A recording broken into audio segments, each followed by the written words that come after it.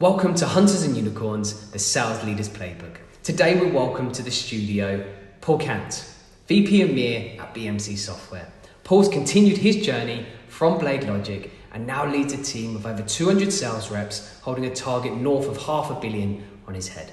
Discover how he's continued to make an impact in one of the largest technology companies in the world. This is his playbook.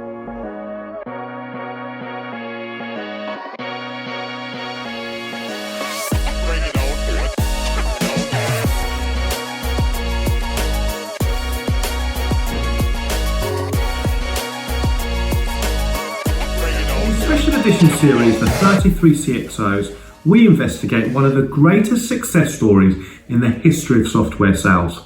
33 CxOs learnt the playbook from one man, John McMahon, a legacy which stretches back to the late 90s at a company called PTC. They were later reunited at BladeLogic, which was acquired by BMC. What happened next was truly remarkable. These CxOs went on to become the most prolific sales leaders in the software industry.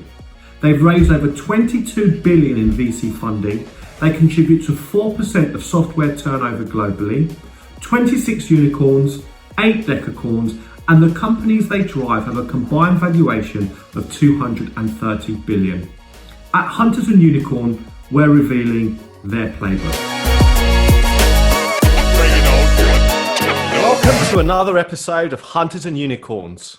I'm Simon Kutis and I'm joined by my co-host Ollie Kune. Good afternoon, everyone. And I'm delighted to welcome Paul Cant. Welcome. Thank you, guys. Hi, Simon. Hey, Ollie. Hey, nice to Paul. be here. Thanks for coming on the show, Paul. Pleasure. Paul, it's an absolute pleasure to have you on the show today. Just as a bit of an introduction, you are currently VP EMEA at BMC. So essentially, you are the most senior sales exec within BMC covering EMEA. And just some kind of high level numbers to kind of give a bit of context as to your position at the moment. So my understanding is that you're currently leading a team of around 200 reps, including managers, and carrying a small number just north of $500 million on your shoulders. So, well, you know, we don't talk about numbers at an EMEA level, but yeah, north of that, and around all in about 220, 230 sales people, and then we've got about the same in pre-sales. And overall employees around just over 1,000 employees. And I look after the sales for the distributed side of the business, so the enterprise business, which is everything other than mainframe. Okay, fantastic. Well, some remarkable numbers there, Paul. But we're going to spend quite a lot of time talking about your journey at BMC. But if you could just take us right to the beginning, how did it all begin? How did you enter software sales? It's been quite an interesting process talking to you guys, because it has been a walk down memory lane, and I do think back now to when I first went into software sales with PTC, going back to '96. Before that, I was in telecommunications sales, but really software sales in '96. I was looking very much for a solution that was disrupting the market. And PTC at that time, as you guys know very well, was really in the sweet spot of disruption, because they were taking the 2D CAD/CAM business and ripping it up really and changing it completely. So they had a reputation back then for, you know, the bar was set really high.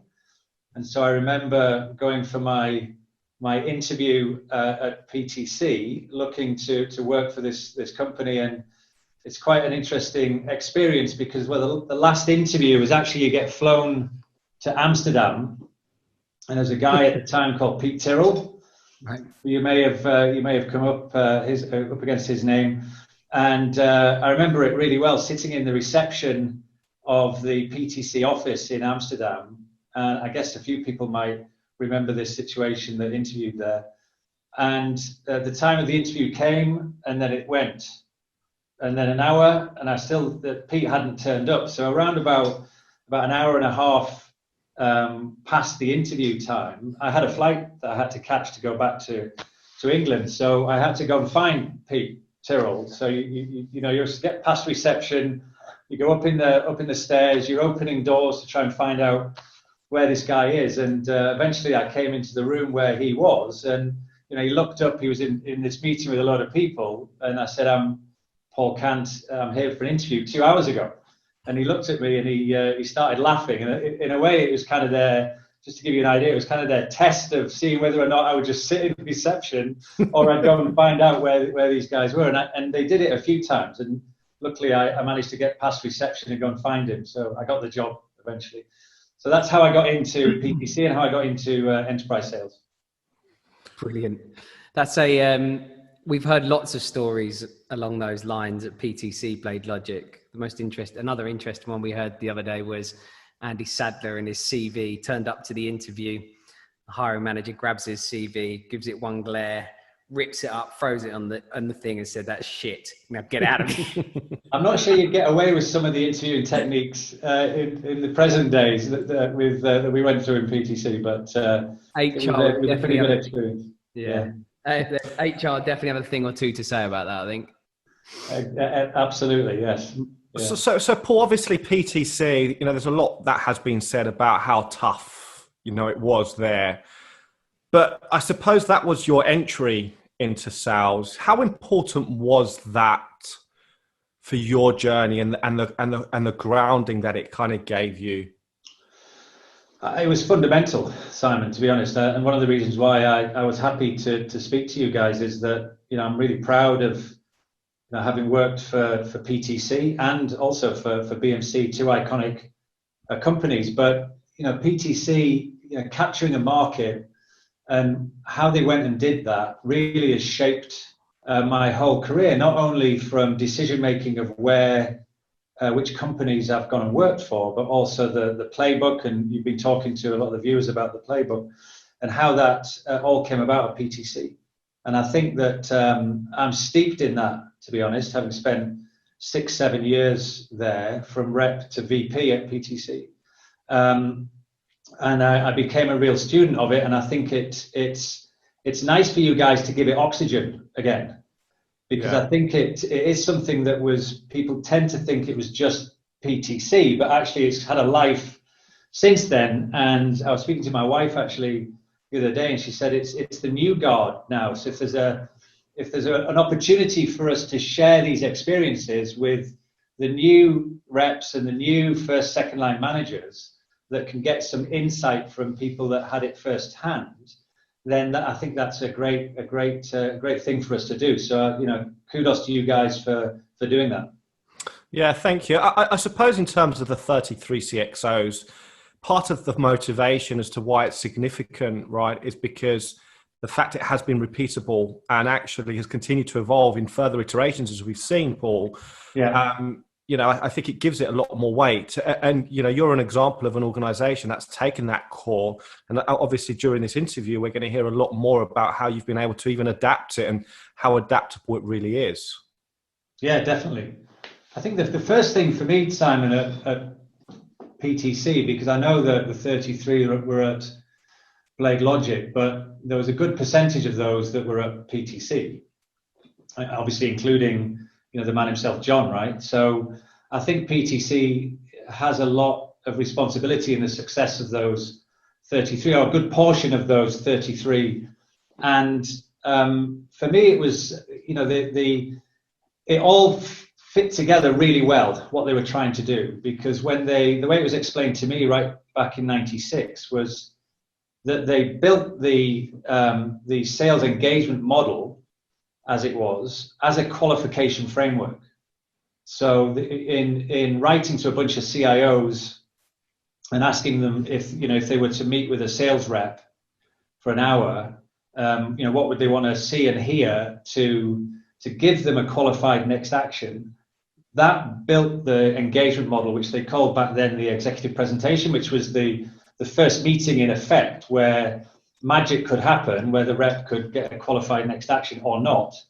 And that process, whilst it was a very value-centric process, and we were going into manufacturing and design companies and looking at the overall end-to-end process of design all the way through to manufacture to build the value, the difference between what they're currently doing now and what they would do with PTC. That process in itself was a qualification framework. It was a transactional model. The more of them you did, the more money that you could earn, the more revenue that you could deliver for parametric, and of course, the more value you give to the customer.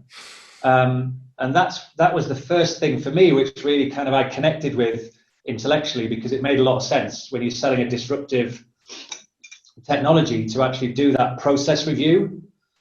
So it was reasonably intellectual. It needed quite a bit of science behind it, and that science was there within that executive presentation, which then obviously after that had a qualification event, and then a business case event, and then a testing down the line. And you'll see that engagement model replicated in a lot of companies since PTC, including BladeLogic, which we can talk about later. And then, John's spoken extensively about Medic, but Medic applied across the top of that sales engagement model is where you get the real power of both of those tools, to really make sure that you're not wasting your time as a sales rep.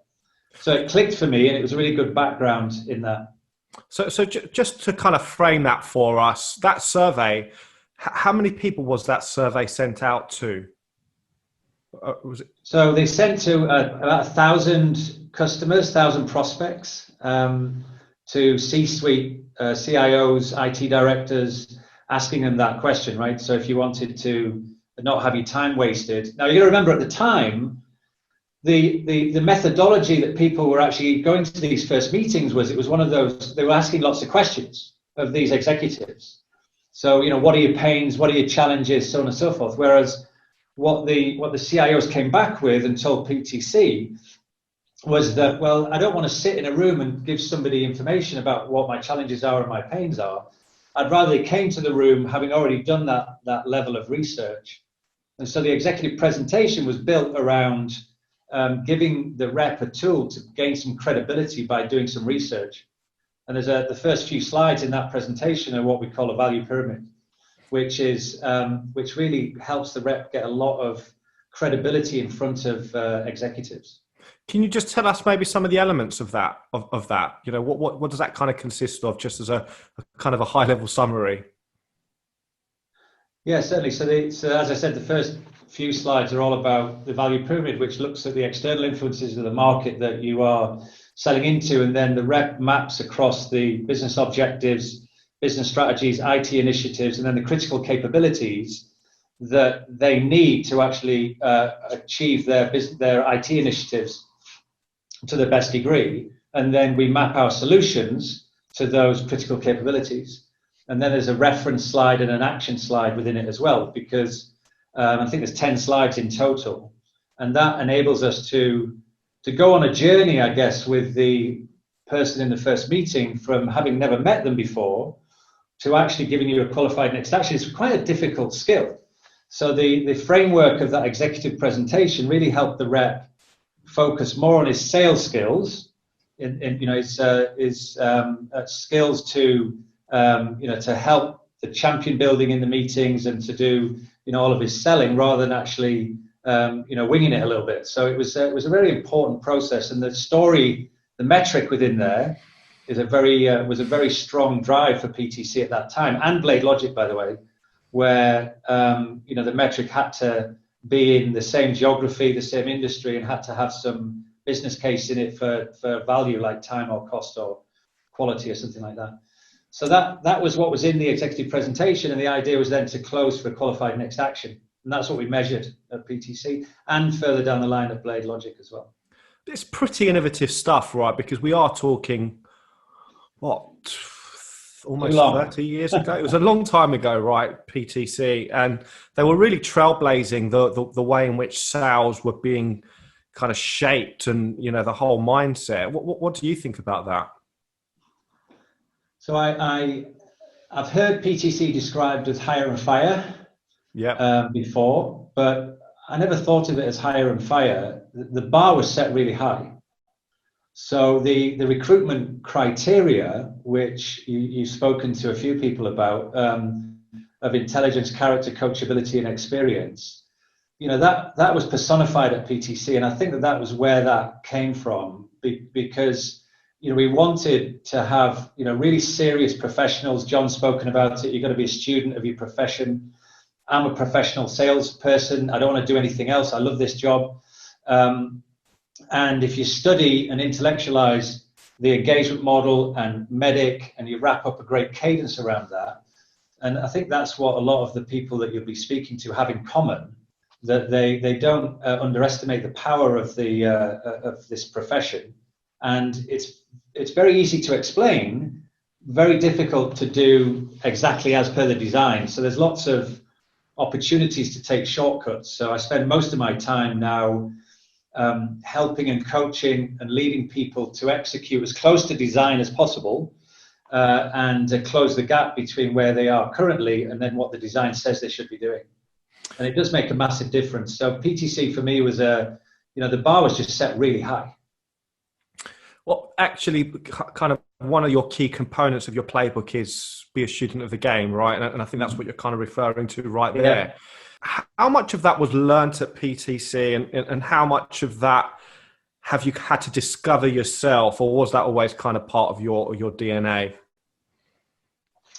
I don't think it would be fair to say it was part of my DNA, because certainly what I was doing at the company before PTC was different. And in all the people I interviewed while I was at PTC and brought on board, what they were doing was different. So certainly, I think that in my experience, PTC were the first company to put that engagement model and the theory behind the engagement model, map MEDDIC across it, and then start to drive the analytics behind the activity, and then measure all of that. But I think it's fair to say that it was a long time ago, and I think that it's been tuned and tuned and tuned and tuned over the years. So I think that in multiple industries. So I think it's definitely a vein of that I still hold, and I still believe that even now, the process that we employed, it looks a bit different, the different words that we use, but ultimately the building blocks are exactly the same as what we built PTC under as well. So I think it was fundamental, Simon, basically. Do you think that the maniacal detail and the dedication to mastery is kind of intertwined with being a student and really, really learning what you're doing? Do you think that's really helped you create that evolution rather than just learn one way of doing it? Do you think that was kind of a key part of evolution? I think that's a great question, actually, because I see this process and the engagement model and MEDDIC and everything else around that. It can be executed in the wrong way because it is an enterprise demand creation sales model. And in my mind, that means that you need to have an opportunity which is disruptive. So the model itself is designed for that sweet spot of the product life cycle, which is in the middle of the S curve, which has 3 or 4 years of differentiation, and you've got to capture as much market as possible by executing this process. So it's not designed to run in a fulfillment world or a capacity world. So with commoditized at the top of the S curve and evangelized at the bottom. So it's right in that sweet spot. So you have to apply it to the right level of opportunity because it's heavily invested. You really are investing a lot of time and energy when you get further down the engagement model where you're doing your process review or business case study or whatever you want to call it. That is quite a resource intensive, time intensive. So you better be damn sure that you've got a qualified opportunity here, and you've got a champion, and you've got an opportunity that is actually going to be worthwhile you spending time on it. So it's a very important part of the playbook to make sure that you're doing this process on the right profile of opportunity at the right level in an organization. Does that make sense? Completely, yeah. So, Paul, did you join because you left as a VP of major accounts for PTC, but did you join as an individual contributor and work your way up to management? Yeah, I was an IC. I was a rep in Newcastle upon Tyne. Right. Okay. And then at that time they had regional sales manager, district managers, regional directors, then AVPs and VPs. So I moved up through those ranks with a very good friend of mine, Jeremy Duggan, who I met was my first line manager back in the day. And so we spent quite a bit of time working together up to being VPs. I think over about 6.5 years at PTC. Brilliant. And how easy did you find those transitions? That's a really interesting question. There's nothing easy about anything at PTC, but certainly, you must have heard before that the promotion criteria there was that you were a good sales rep. Yep. And what they did there, which we don't do now, but I think we should start bringing back in some way, shape, or form. And I'm trying to do that a little bit with the succession planning that I'm doing at BMC. To become a first line manager, you had to spend a bit of time in enablement, because part of the role of the first line manager was to, not to tell the reps what to do, because then you're building a dependency, but to actually coach them to think for themselves and solve problems for themselves. So it was a real interesting choice that they had. So whether it was 3 months, 6 months, or 12 months, to move from first into leadership within PTC, you had to actually spend time being able to coach and develop people. Yeah. And that was where a lot of the skill that I learned in development and coaching and running enablement and building IP and stuff like that was at PTC because of that. So it was quite a good playbook for that. The framework that they gave us was world class. So in implementing that, I think that it was probably made easier for us. But I don't think sales leadership is easy anywhere, quite frankly. But I enjoyed it at PTC. Yeah, because it's an interesting point, because from PTC, you've obviously grown to VP of major accounts. And then you, Jeremy, and Andy left and went to Essential Software. Is that right? That's right, yeah.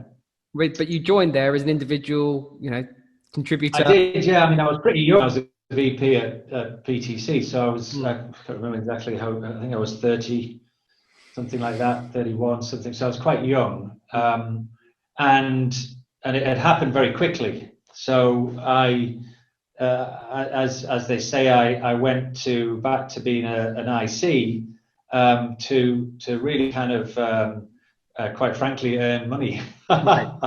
And so Essential Software was some of the best years that I'd had implementing what I'd been leading and coaching at PTC, going back to implementing that for Essential Software over 3 years, I think. Yeah. Is that a hard decision to make? No. Once you're at management level, to go back into. No, I think for me, and for might be very interesting for me, PTC. PTC was quite a big company. I think there was about 1,000 salespeople at PTC when at the time when I left, which is quite a big community of people. So to make an impact, I think you have to be in sales leadership in a company that size. If you go to a smaller company, which Essential was, then you could make an impact by being an individual contributor. So for me, it was all about making an impact. So it wasn't a big decision for me. I think I was an IC at BladeLogic as well. And then when we came back to BMC, although I don't want to get ahead of myself, then going back into leadership was an important thing for me to do, because it was a bigger pond, right? Yeah. Essential was quite a success story in its own right. I think it's another example of the power of the PTC playbook at the time. Obviously, this was before BladeLogic, obviously. Just tell us a little bit about it. I mean, it was really we picked up what we'd learned at PTC. Let's make no bones about that, and then implemented it across that market, which was the ETL, extract, transformation, load market, so data warehousing. Low data warehousing market. But it's also an interesting story, because I don't know whether Andy told you or not, but Peter Guinness, who was the CEO, used to be the CEO of Infomix. So a lot of your viewers will know this, and they sold Infomix to IBM for $1 billion, and IBM had their own ETL solution, so they didn't take this product called Data Stage at that time. So Peter then set up a company called Essential Software. We went to work for Essential Software for a guy, I don't know whether you've got him on your radar, but Dave Woodcock at the time was the managing director of Essential Software. We worked as the head of sales with a guy called Jim Vedder at that time. And over the 3 years, we grew that, myself, Jeremy, Andy, a few other people as well, grew that to be around 300 million globally. Our portion was obviously less than that in EMEA, and then the funny side of the story is then we sold it back to IBM for $1 billion. So in effect, in a very short period of time, for a product that IBM didn't want as part of the acquisition, we grew by applying this playbook, Simon, the same as we've done at PTC, grew that globally significantly and then sold it back to IBM. So it's another great success story of the power of what you can actually generate by applying, the science and the art and the cadence around this process.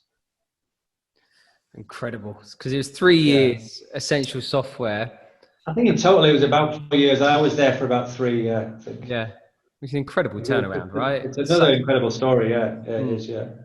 And then the phone A lot of the people from PTC, Ollie, went to Essential. I know they went all over the place, but in the US there was quite a few people at Essential as well. Yeah, at the time.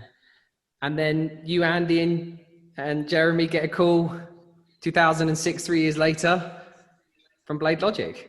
Yes. Yeah. I think Andy went there first, I think. Okay. If I remember right. And then Jeremy and then myself. I guess at that time, you kind of realize what you are and what you're not. And at that time, IBM, you couldn't make an impact in IBM. Right. The bar was not set that high for demand creation sales professionals. So we lasted in IBM about as long as we could, which was about 6-7 months, and then went to work really in a similar vein. But unlike Essential, I think the market was non-existent at Blade. So we were really in there was a few of us in an office, really ringing people up. Hi, it's Paul Cant from BladeLogic, and then it'd be like, they thought they made a link with us and servers rather than software, because you had blades, right? And no, I don't need any servers, thanks. So it was really opening a market really at that time from zero, and which we did over a few years. And as the story goes, from John that we were around about 100 million, I think, when BMC came knocking. But we executed the same engagement model. We called the first meeting the value pyramid at that time. We'd re-engineered it, we'd rebuilt it, but it was the same, intellectually, it was the same engagement model as PTC and Essential. How much belief did you have in that model by this time, Paul? Well, ultimate, I guess it wasn't a belief at that point. It was more experience of success executing it. So I wouldn't say it was so much a belief as an understanding of how it should be done, how it shouldn't be done, an ability or a capability to know how to qualify opportunities in and out. And one of the things I always tell my reps is that sometimes they get into this view that their job is to get a yes from a customer in a first meeting, whereas it's not. The job is a no is a good answer. If the opportunity isn't big enough and the guy doesn't have enough power or influence, then if saying yes can be dangerous, because it's quite easy to get a yes if you've got a next action which is not really costing the customer anything. So and as you know, time is probably the rep's biggest asset. So the reason why the engagement model, sales process, whatever you want to call it, is really very good is because it is a qualification framework, both for the rep to qualify out as well as qualify in. And you always need to get a good mix of those. But so it was an understanding, Simon, for me about how this could really help me maximize the impact of my time. Plus, I was always only interested in executing it across large deals. So rather than smaller deals, because whether it's a 200K deal or $1 million, it's the same amount of effort. So you may as well do the $1 million rather than the 200K. Really. By the time you joined, was BladeLogic firing on all cylinders, or were you part of a kind of initial grind? No, I think I was the 20th employee, something like that, and in Blade. So it was pretty young at that time. I can't remember exactly, but there was no market to speak of in EMEA, or in the UK where I worked for Blade. Yeah. So it was very young in its history. Did you have any reservations at that point, or again, were you so? No, I think that my view, and I alluded to it right at the beginning of this chat, was that I developed, and maybe in hindsight, I can't really say that it was with total forethought, but that I developed a set of criteria, which was, is that a company I want to go and work for? And BladeLogic and Essential fit both of those, fit all the criteria. So the criteria in Blade was, when I mapped Blade across that criteria, which started with how big is the market, and there was a lot of industry data around the size of the market. So it was a multi-billion-dollar market, and certainly it was growing because we had Opsware as a competitor in that market. And so it was a market that was growing, and BladeLogic had some technical differentiation, which meant that we could do things differently to everybody else. So if you think about a big market, it's a double-digit growing organic market, and you've got a differentiated solution. Those were three of my top criteria. And then the fourth one was the culture. So I knew the people very well. So I knew what they were serious about this profession and serious about growing and making an impact in this market. So the culture was one that I was happy with and fit with very well. And the opportunity for us to grow and then sell was always very clear for us to be able to make some big impact in the market on a global scale. So that's something that keeps me at BMC now as well when we get to talk about that. So the criteria is something that I just did a recruitment webinar with about 100 people attended virtually, and I went through that criteria and get some great feedback on how people make decisions of which company they go to. And I think this is your guys' business, right? That I'm always looking for somebody that comes to me that actually has a plan of why do you want to work for BMC? What is it you're making your criteria on, rather than they're just looking for a job, Yeah, I think again it's probably testament to the likes of John and Steve, Dev. There's a lot of kind of really good leaders there. The fact that you were in the trenches, probably getting a bit of a bloody nose, but yet you were so bought into the vision and where the business was going. And I think a lesson there is obviously, the importance of understanding the mission and taking it away from the everyday kind of struggle, if you know what I mean. And I think that's obviously definitely evident. Yeah, I mean, we wanted to own the market and beat the competition. So there was a very clear mission and vision set for the top of the company, but it was a small company. So, you had a direct line to Dev and to John. So it was an opportunity for us all to share in that journey, really, which is very important when we get further into the conversation about being part of a journey, I think. Yeah. Yeah. We normally ask this question at the end, but I think it's quite an interesting point to actually bring it whilst we're actually reflecting on this point of your career, which is, what sacrifices are you making at this stage of your career, going from Essential into Blade, where there is a high demand for your time? How much and what sacrifices did you have to consider at that time?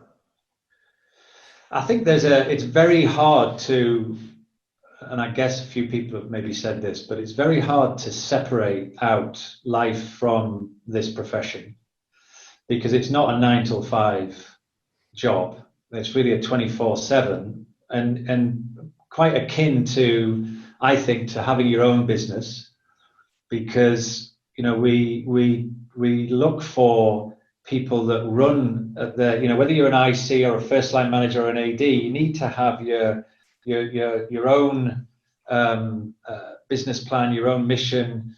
It needs to be part of what you want to achieve rather than the collective. Mm-hmm. So I'm a big fan of individual leadership and shared leadership rather than hierarchical leadership.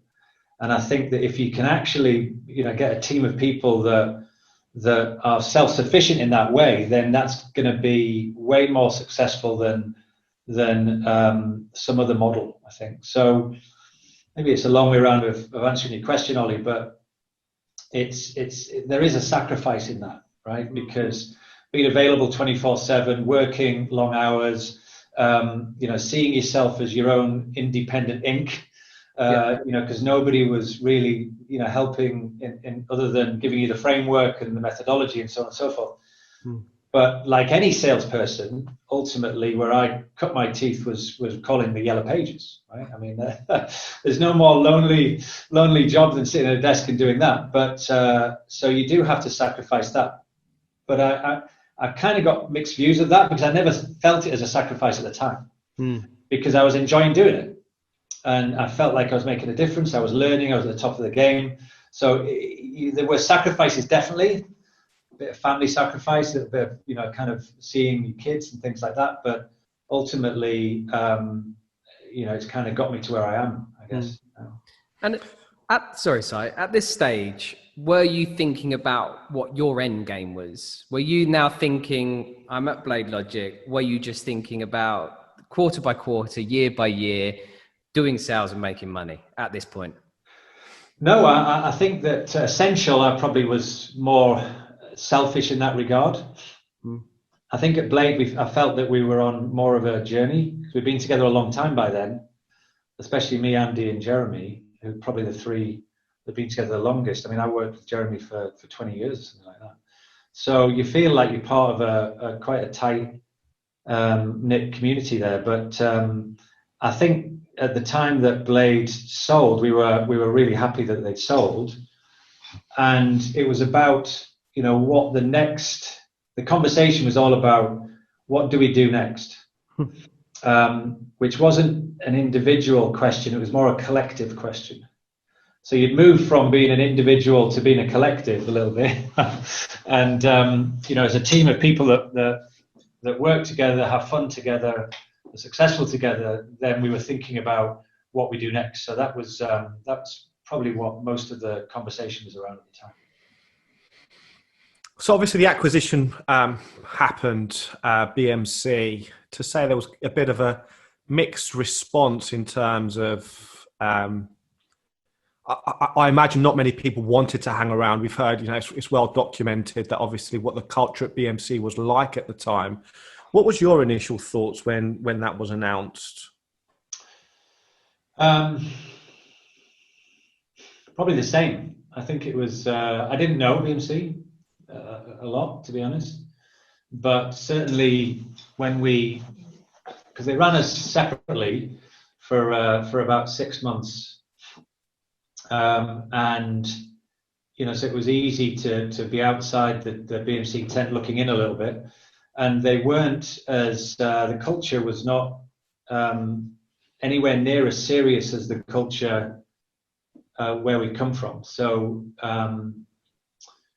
they didn't drive the same commitment to engagement excellence or qualification or activity.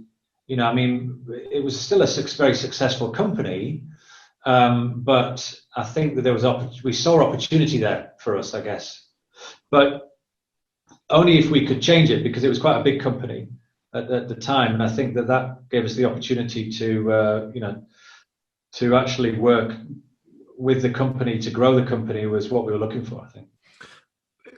It's obviously been described as a reverse takeover because obviously, well, you can kind of tell us some of the kind of the numbers. BladeLogic barely being 100 sales reps, BMC being substantially more than that. What was that kind of shift of power like? Just kind of take us through what that was like and what your experience. I think it was. I think rather than a reverse takeover, I think there was definitely a recognition from BMC that they'd got an asset in BladeLogic, but they'd also got an asset in the experience of the sales team.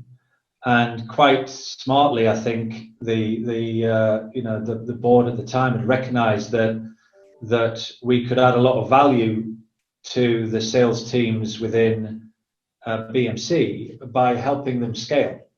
So taking all the leaders from BladeLogic and giving them a bigger playing field was a really smart move, right? And for a number of years, that really helped BMC grow significantly.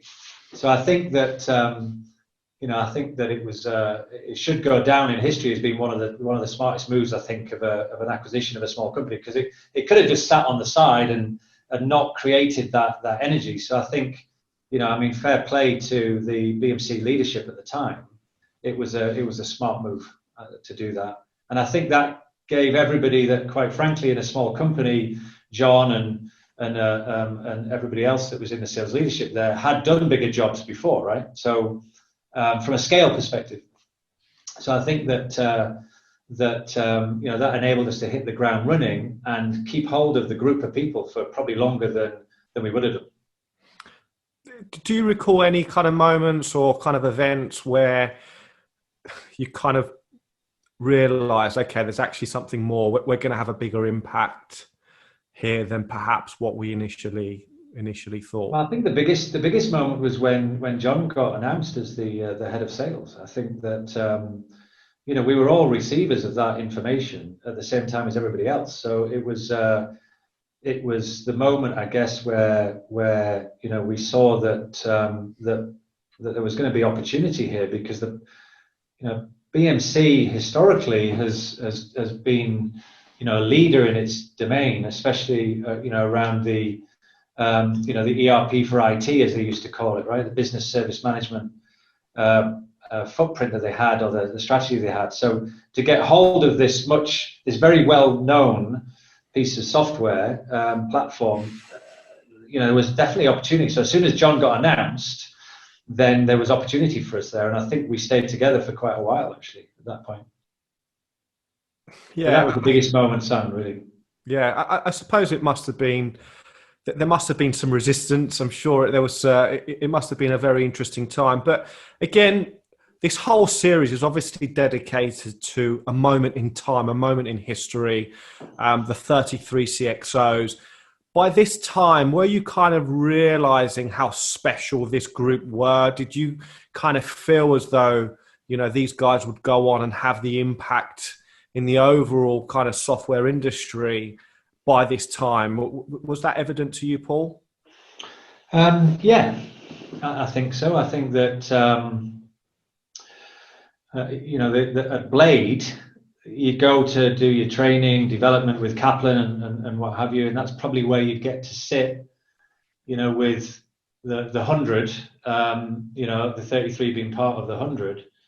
And it was very evident to me, and that there was a high quality of individual in the room, and certainly, ones I remember very fondly, Marty Carty, who we always rated very highly, and Mark Musselman as well, who I know you guys know, Andy, who can be a pain sometimes, but love him to death. Very, very capable individual, and you could tell that, right? And I think that as well as Luca and John and Cedric, who I spent quite a bit of time with, as you guys know, and in fact, me and Cedric, I used to work for Cedric directly, and I remember we locked ourselves away in a room for a couple of weeks and built something called the Sales Excellence Handbook, which is a big thick book like that, where we just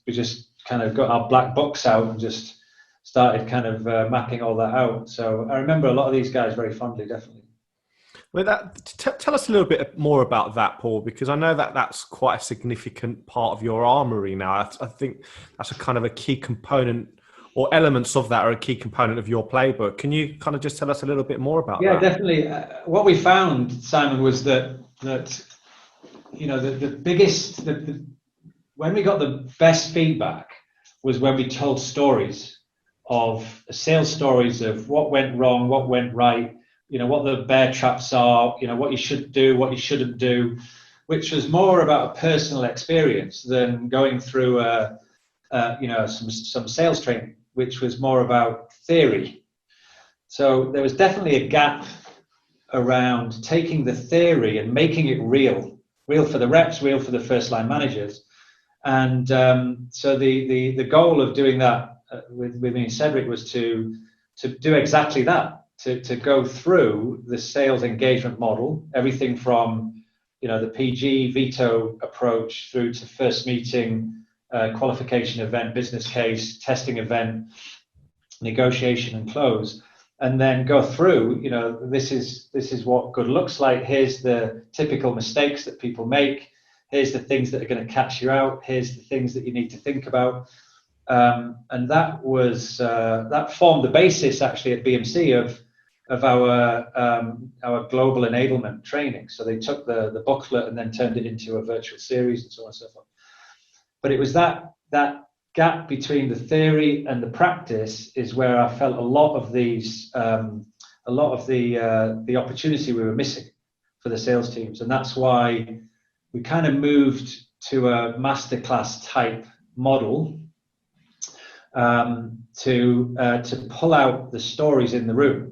So most of the enablement we do now is in smaller groups, maybe 18 to 20 people, and it's run by salespeople and sales managers as the coaches, with maybe 12, 13 of those 20 are the people going through the masterclass, and then the other 7 are the ones that have shown excellence in their careers around executing the model. And it works really well because it's less about the theory, more about the practice of implementing a lot of the techniques. And we get a lot of great feedback on it being the best training that the people have ever done. And it's not because of the theory, really. I think it's because of the stories that you pull out of that, So it's a very interesting model, and I think it works very well for us.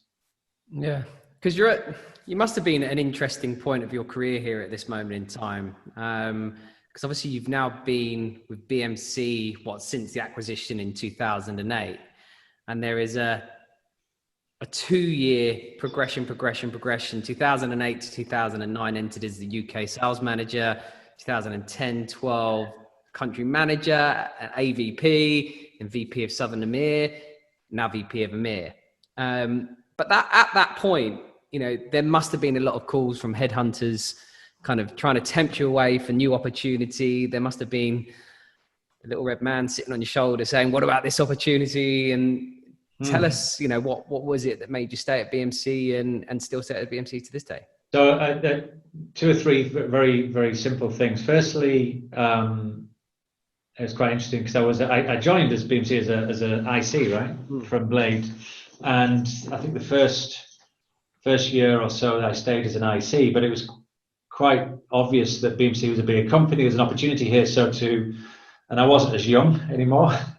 So to invest back into my leadership capabilities seemed to make sense to me. So that's what I did. And I had the opportunity to go and run Spain. So I jumped at that.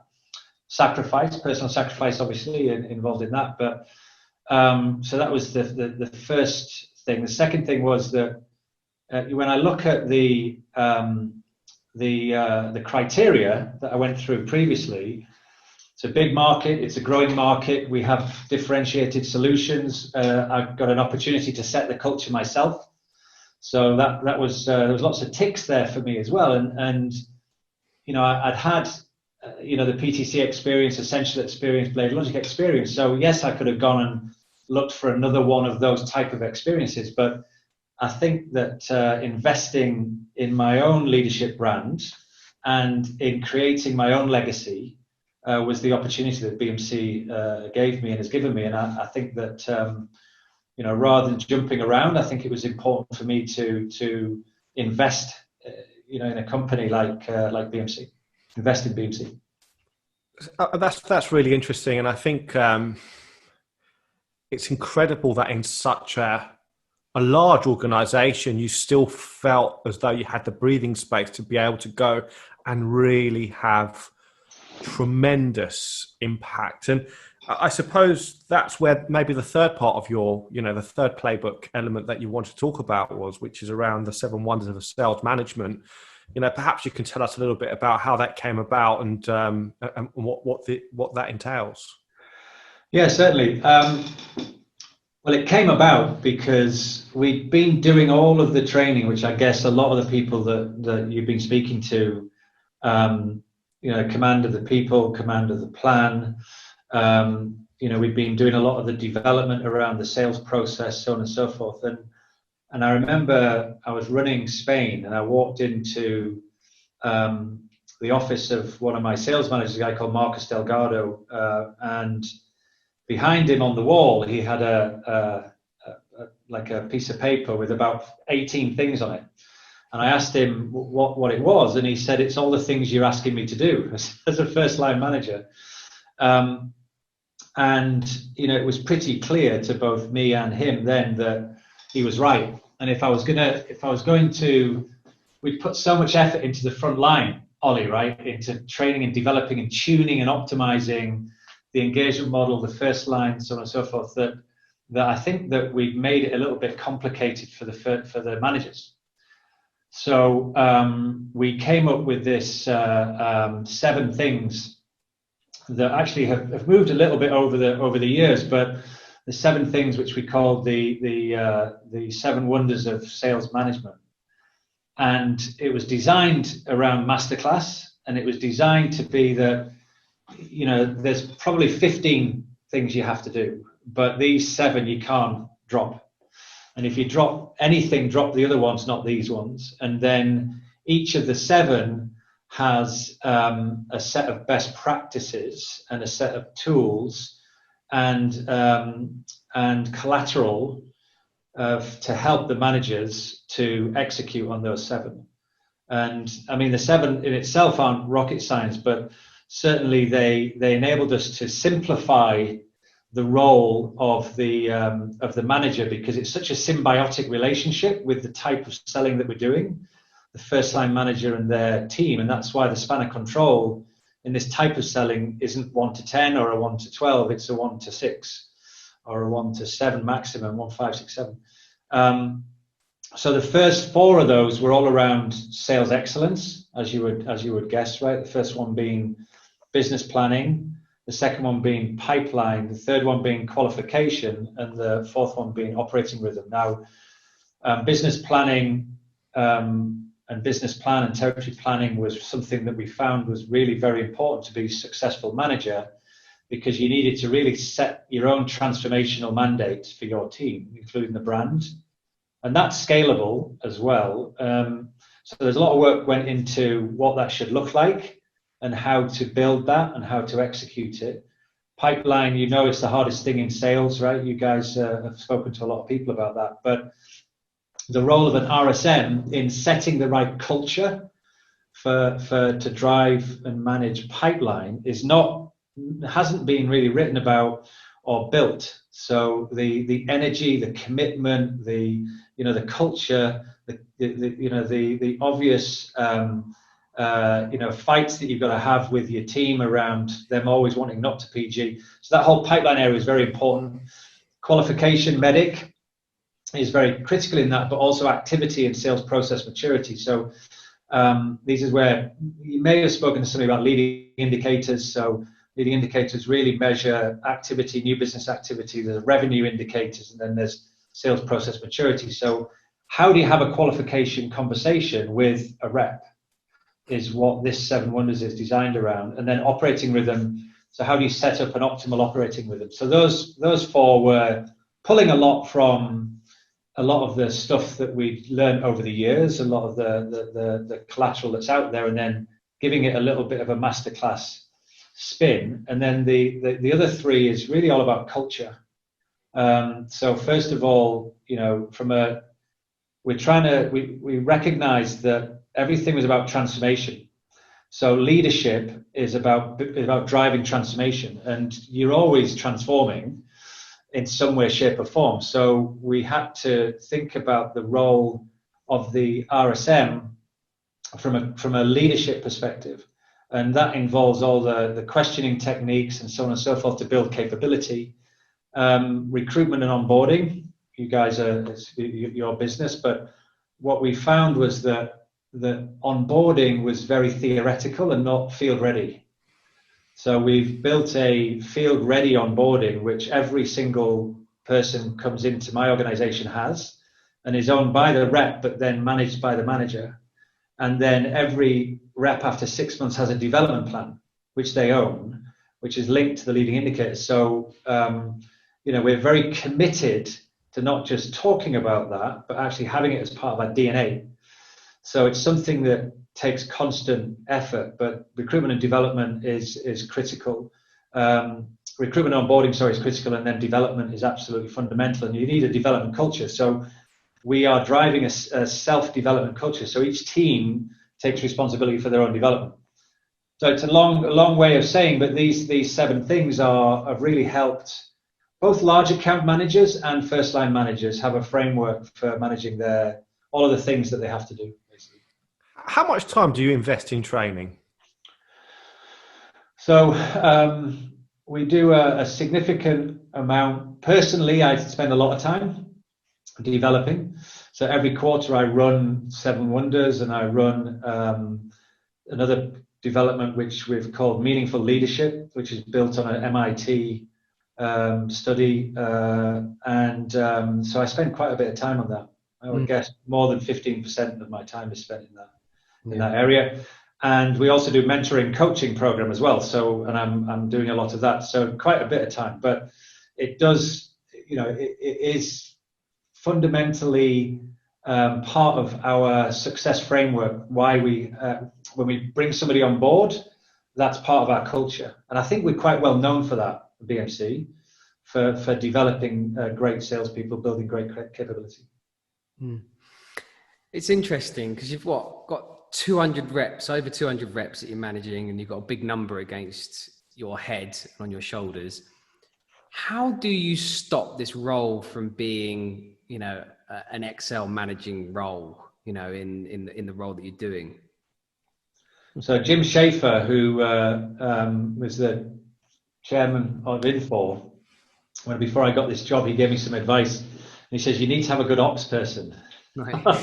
So a little bit tongue in cheek. I do have a very good ops person, but I guess the answer to that is the new guard, Ollie. So the team of people that I work with at AD, country manager level, AVP, VP level, I've been working with most of them for 8-9 years now, right? And they can all they all have their own innovation. They're all building their own IP. My job in some ways is to make sure that they feel that they can spread their wings, right, both inside BMC and, as we've spoken about before, Ollie, if that's outside BMC, it's outside BMC. That as long as they're happy here and they're developing here and they're picking up some of that weight, because I couldn't do what I'm doing just if it was just me that was committed to that way of doing things. Right. So it's a big team effort across the board, from operations through to my sales leadership teams and myself as well. I think that has to be the answer for me. For that. Paul, it's interesting that BMC still remains one of the most. It's a breeding ground for some of the best salespeople in the world. You're obviously very, very proud of that. How do you feel about those people being, cherry-picked once they're ready to go on to kind of startups and really build their own legacies? Because we're seeing this time and time again. How do you feel about that? So you always have mixed views a little bit about that, but genuinely, if somebody doesn't feel that BMC is the right place for them, I would rather get behind finding them the right place. What I find in the market, and you guys will have a clear view of this, is that when somebody falls out of love, they feel like they have to move out straight away. And what I say to people is that there's nothing wrong with falling out of love with BMC, but don't make the mistake to do a lack of due diligence, a lack of qualification, or quite frankly, leverage your network and your champions networks to go to the right place. And you'll find, and I don't have the stats, but you guys probably have the stats, is you find a lot of people that leave, where they go is they won't be there in 12 to 18 months. They'll go somewhere else. And I think that I'd encourage everybody to be very open about whether or not they want to be at BMC with me and my leadership. And if they're not, I'll help them go somewhere else, because they can carry on with the legacy in a certain way into other companies. So I do look at my role in certain ways as finding talent, building talent, and then letting talent fly. Certainly fly inside BMC would be my preference, Simon, right? But if that's not to be, flying outside is also great for BMC as well, and the brand of BMC and what we stand for here, right? Which is building very capable sales and sales leaders. Yeah, it's clear that obviously you are building a legacy of your own, Paul. And I think, we obviously speak to a lot of the 33 and lots of other people in the industry, not just the 33, but outside. And you've got a lot of credit with a lot of, of your peers. We do hear a lot of really positive stuff about you. How do you reflect on where you are in your career? I'm very proud to have worked for two very iconic companies, PTC and BMC, which I guess would be the bookends, I suppose, of the current, where I am in my current career, with a couple of, very interesting experiences with Essential and Blade in the middle.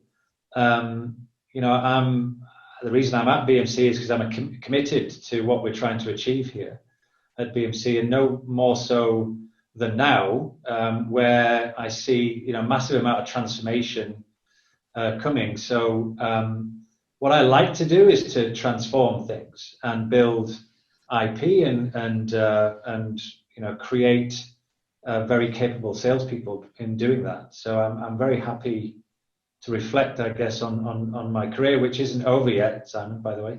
I think that certainly for the short, medium term, then BMC is giving me the opportunity to pay back in a certain way to a bunch of salespeople and sales leaders that have been committed to me over the years as well.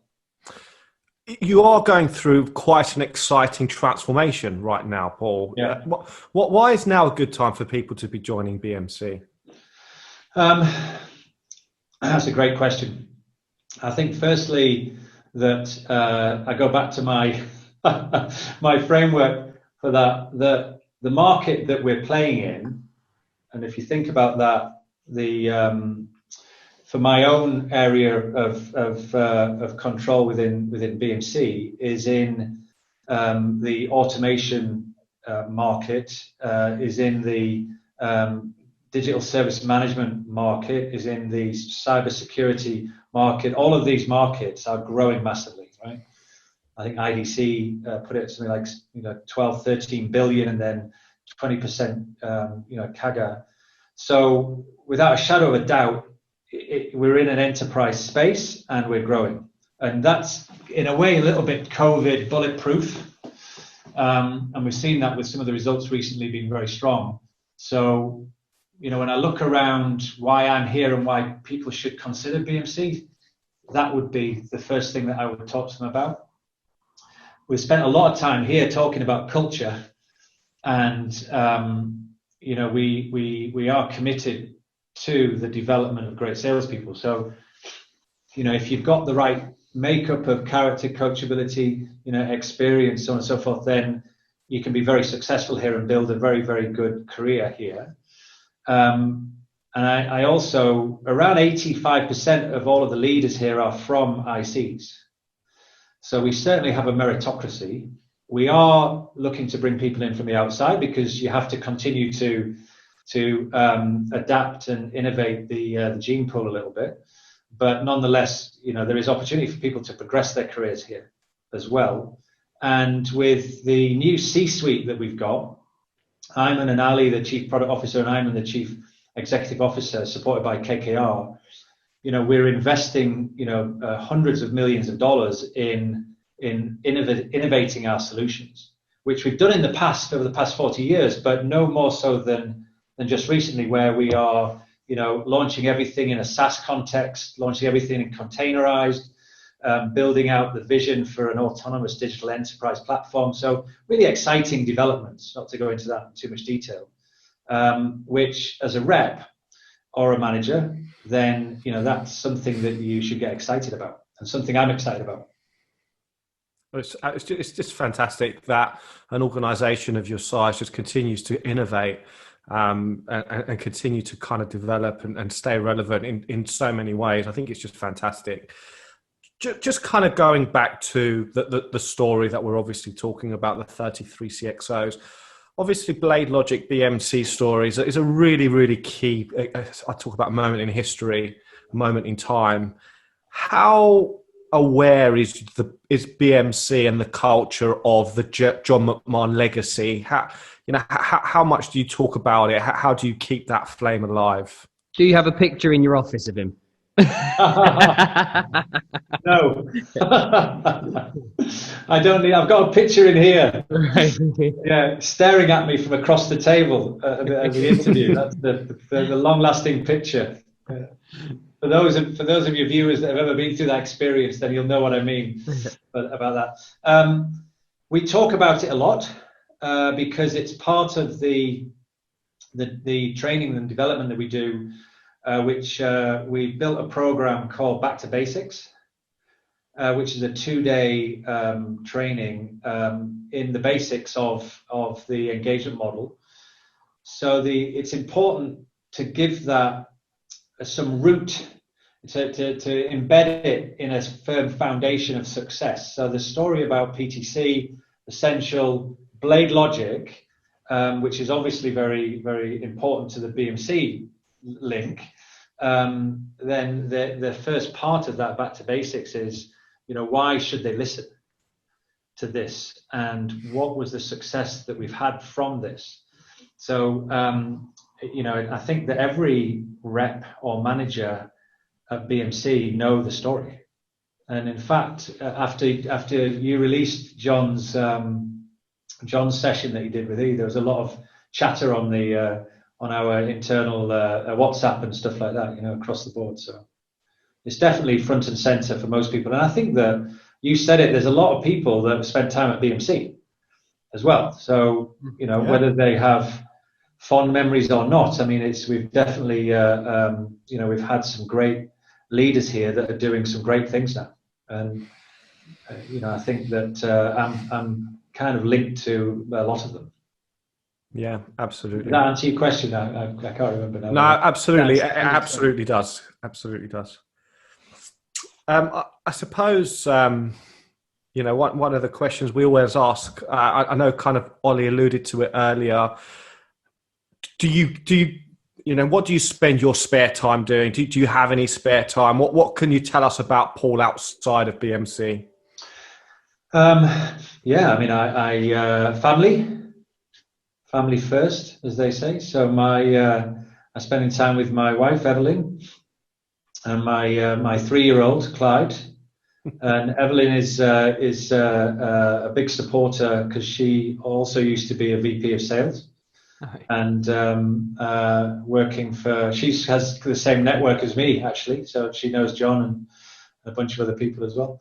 Been very successful in her own right, so I spent a lot of time with them, trying to learn to play golf, which is I find very enjoyable, whether by myself or with other people. And I go to the gym because I as I say to my managers, that you've got to have the balance right, because it's, especially during lockdown, and I'm sure you've heard this, that it's very easy to lose sight of that and just burn hours because everybody expects you to be available. So you've got to get the balance right for that. So that's what I spend. And before the lockdown, I was traveling a lot.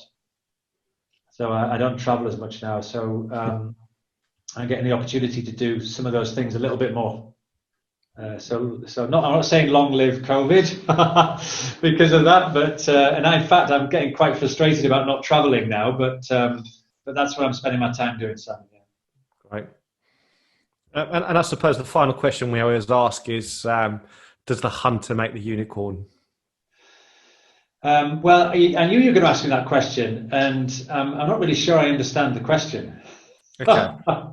So explain what you mean by the question. So the hunter being the salesperson, the hunter, the sales hunter, the unicorn being the business with a $1 billion valuation. Is it possible for those companies to be successful, or would they be $1 billion companies if they didn't have the right kind of sales leadership, I suppose?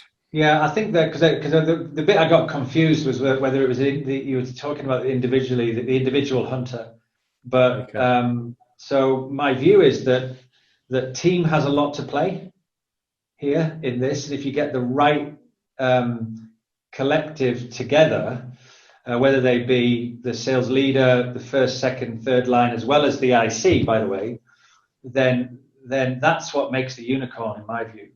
That team working together, and they're all of a certain caliber, then it's that unit that really make the difference. And that's, in my experience, was what was different about PTC, Essential, and Blade, was that there was a bunch of people there that were all carrying the same weight, which is difficult to scale. That. Yeah. So I don't know whether I need to give a pithy comment, answer to that question, but genuinely, I think it's the group of people all doing the roles that they've got within that unit that make the difference. Fantastic. Okay. Well, I think it's been, fantastic speaking to you. As for kind of closing conclusion on what we've heard today, I think it's really interesting where you've come from in terms of PTC, that whole experience, the whole interview process right at the beginning. It might be difficult for an outsider to really understand that because it's very, very tough, very, very kind of strong. They're really looking for character. And it's not until you actually start to appreciate why that character was so important. It is essentially, it's the framework which enabled PTC to be able to recruit in that way. And I think what we've heard today is that you've continued to take that concept, that idea of building process, building framework. And there's so many misconceptions in the world that we live in, that frameworks and process actually create barriers and stifle you. But actually what you've demonstrated today is that it's actually given oxygen. It's actually enabled the business to be able to grow. It enables you to breed repeatable success. It's enabled you to breed management growth. And actually where some people don't understand the importance of frameworks and processes, it's such a key component to your playbook that it's essentially enabled you to continue to evolve and to create the innovation and transformation, and also helped you develop on your personal journey towards your continuous journey towards your end game. So I think it's been quite a profound interview. We've certainly, our viewers will certainly have got lots from it today. I hope so. So yeah, just want to say a really big thank you for taking the time to speak with us, and we've really enjoyed. Hopefully, going down memory lane has been a great journey for you and a great process for you also. Yeah, and it would be remiss of me not to finish by going through two things. One is sharing with you again that in digging through my files and going down memory lane, that I found three PTC share certificates worth some material money. So I'm very happy with that. Thank you very much. And secondly, maybe just to give you guys some feedback that genuinely that giving oxygen to what this playbook, as you're calling it, has achieved in the past and can achieve for people going forward, is the fundamental reason why I wanted to do this with you, because I think that that there'll be a lot of people out there that can get the same amount of value as I got by really studying these playbooks and being a student of it. So, thank you to you guys for doing that. Yeah, thank you so much, Paul. Really enjoyed today. So yeah, thanks for taking time out of your busy schedule. Brilliant. Thanks a lot. Thanks, Paul. Cheers. Thank you.